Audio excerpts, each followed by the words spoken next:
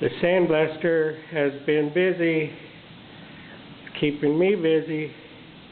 Thanks, Jason. And that's on hinges for the 67 Camaro. And I got primer on all the doors. These are donor doors here. Now I have to decide which ones are usable and which ones are not.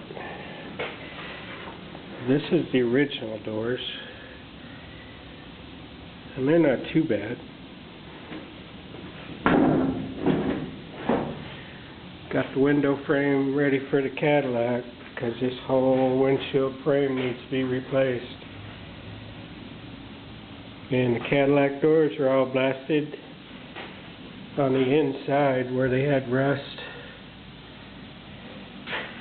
and also around the weather strip on top.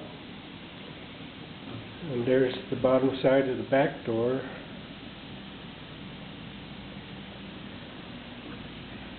And then around the weather strip on the top. Peekaboo.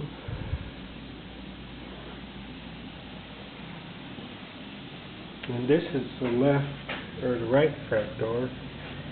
And this one had collision damage, so it got a little extra rust.